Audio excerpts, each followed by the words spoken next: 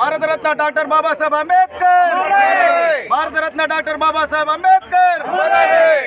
ఈరోజు 75వ గణతంత్ర దినోత్సవాన్ని పురస్కరించుకొని ఇక్కడికి వచ్చిన పెద్దలందరికీ పేరు పేరున నమస్కారాలు తెలియజేస్తూ, జయజీములు తెలియజేస్తూ, మరి భారత రాజ్యాంగాన్ని రాసినటువంటి బాబాసాహెబ్ అంబేద్కర్ గారి యొక్క కృషి వల్లనే ఈనాటి ఈ రిజర్వేషన్లు మహిళలు కానీ, ఉద్యోగాలు కానీ, మరి ఇతరత్ర రాజకీయ పరంగా కానీ ఈనాడు ఆయన యొక్క రాజ్యాంగానుసారంగానే జరుగుతున్నవి.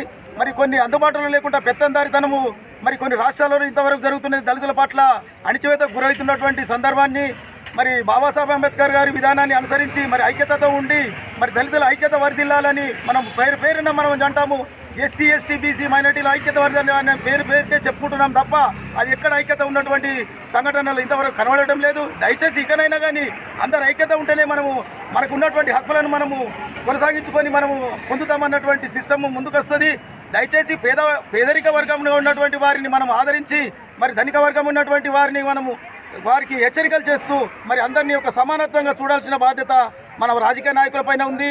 మరి ఇప్పుడు ఉన్నటువంటి గవర్నమెంట్ కూడా చాలా చక్కగానే మరి చెప్పాలంటే భారతరత్న బాబాసాహెబ్ అంబేద్కర్ గారు కూడా చిన్న రాష్ట్రాలతోనే ఏదైతే అభివృద్ధి చెందుతున్న మన సిస్టంలోనే మరి తెలంగాణ రావడము వారి యొక్క ప్రోద్బలంతోనే వచ్చినటువంటిది నేను భావిస్తున్నాను.